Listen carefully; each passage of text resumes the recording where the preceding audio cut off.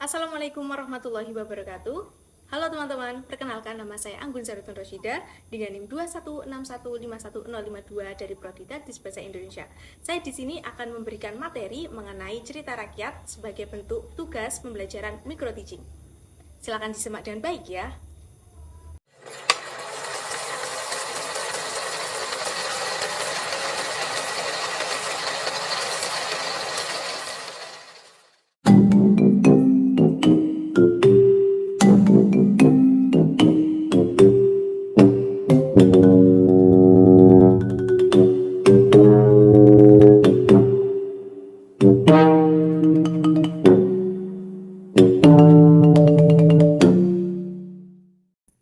Assalamualaikum warahmatullahi wabarakatuh. Hai teman-teman semua, selamat datang kembali di kelas pembelajaran Bahasa Indonesia dengan saya Anggun Zarutun Rosyida dengan tema pembelajaran cerita rakyat. Sebelum kita memulai pembelajaran, silakan teman-teman mempersiapkan alat pembelajarannya terlebih dahulu dan silakan membaca doa menurut kepercayaan masing-masing. Berdoa dimulai. Berdoa selesai. Di pertemuan ini, kita akan mempelajari materi mengenai cerita rakyat dengan beberapa pembahasan, diantaranya 1. Definisi atau pengertian dari cerita rakyat. Yang kedua, yaitu ciri-ciri dari cerita rakyat. Yang ketiga, contoh cerita rakyat. Yang keempat, unsur pembangun cerita rakyat. Dan yang terakhir atau yang kelima, ciri kebahasaan dari cerita rakyat. Silahkan teman-teman perhatikan tampilan yang ada di belakang saya. Yang pertama mengenai pengertian dari cerita rakyat. Baik teman-teman, cerita rakyat merupakan cerita yang berasal dari masyarakat pada zaman dahulu dan berkembang secara luas dari mulut ke mulut hingga akhirnya dikenal oleh banyak orang. Yang kedua, di tampilan yang kedua ini mengenai ciri-ciri dari cerita rakyat. Yang pertama, ciri dari cerita rakyat itu dituturkan secara lisan. Arti kata dituturkan secara lisan ialah cerita rakyat itu tidak ditulis, tapi untuk penyebarannya tidak menggunakan ditulis dan berkembang dari cerita orang ke orang lain. Jadi cerita rakyat ini didengar dan dipahami tanpa harus ditulis untuk menyebarkannya. Yang kedua, cerita rakyat disampaikan secara turun-temurun. Turun-temurun yang dimaksudkan ialah cerita rakyat itu ada dari zaman dahulu hingga saat ini, bahkan pada zaman yang akan datang, dan hal tersebut bisa terjadi karena cerita rakyat disampaikannya melalui cerita dari orang ke orang dan tidak memandang kalangan atau bisa dinikmati siapapun kalangan orang tersebut. Yang selanjutnya yaitu mengenai cerita rakyat tidak diketahui siapa pembuatnya. Jadi ini teman-teman, cerita rakyat ini tidak diketahui siapa nama pengarang dan siapa orang yang pertama kali menceritakannya. Cerita rakyat ini tiba-tiba muncul sudah sangat lama sehingga tidak diketahui asal-muasal munculnya cerita rakyat ini bagaimana. Di selendia selanjutnya yaitu cerita mengandung nilai-nilai luhur kemasyarakatan. Nilai luhur kemasyarakatan di sini diartikan sebagai cerita rakyat itu selalu memiliki makna atau nilai-nilai yang dianggap penting atau berbau pesan-kesan yang menggambarkan pada kondisi zaman dahulu. Jadi seputar lingkup isinya itu punya sisi pesan-pesan yang bisa kita ambil untuk saat ini. Yang kelima, cerita rakyat memiliki sifat yang tradisional. Dalam arti tradisional di sini diartikan sebagai cerita rakyat ini dianggap sebagai cerita yang bersifat tradisional atau budaya, karena semua bentuk cerita rakyat ini menggambarkan sisi kehidupan pada zaman dahulu. Karena cerita rakyat ada pada zaman dahulu, jadi di dalam ceritanya ini berisi tentang sesuatu yang berbau tradisi atau budaya. Jadi yang diceritakan di dalamnya rata-rata bentuk sosial tanpa adanya teknologi seperti saat ini teman-teman. Yang selanjutnya yaitu cerita memiliki banyak versi dan variasi. Versi dan variasi di sini artinya yaitu tidak ada cerita rakyat yang dianggap paling benar dalam versi ceritanya.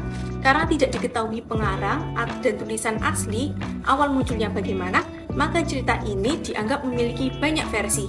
Oh ya teman-teman, Terkadang juga cerita rakyat ini memiliki perbedaan versi cerita yang diakibatkan oleh bedanya penutur, bedanya daerah, ataupun bedanya pendengar. Jadi ketiga hal tersebut bisa membuat cerita rakyat ini bervariasi atau memiliki versi yang lain.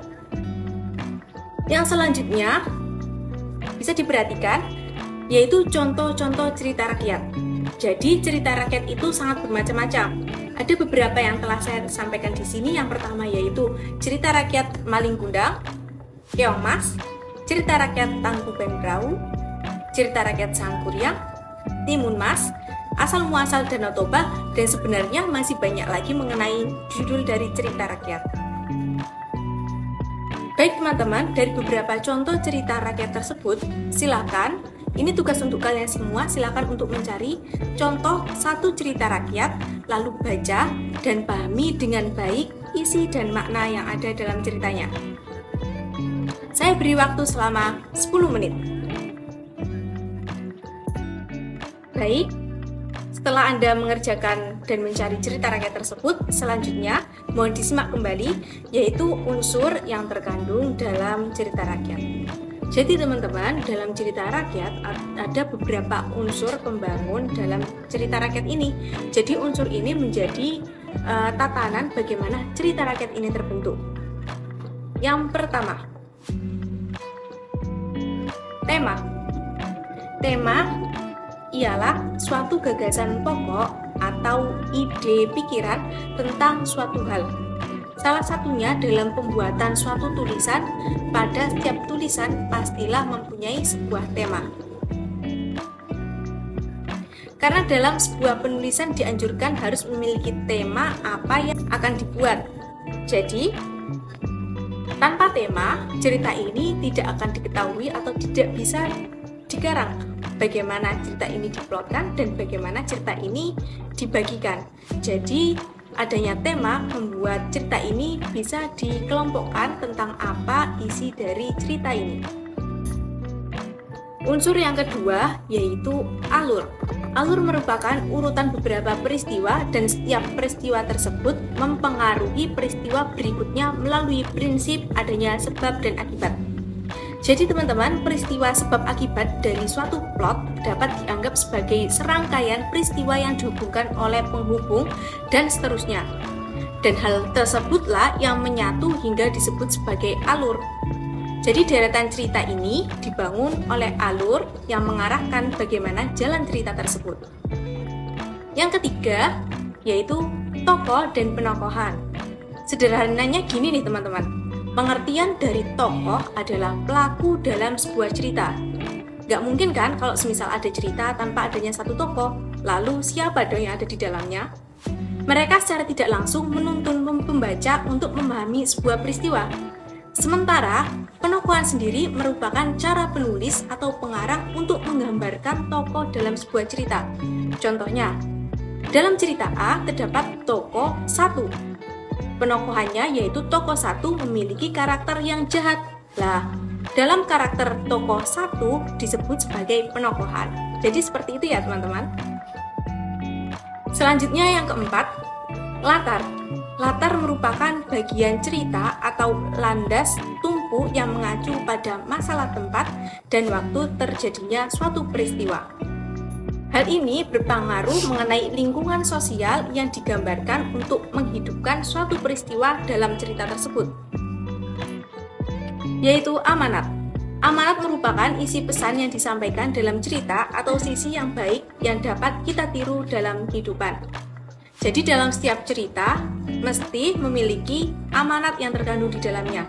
Dan amanat tersebut adalah sisi yang positif yang mampu memberikan pencerahan kepada si pembaca. Yang terakhir mengenai ciri kebahasaan dalam cerita rakyat.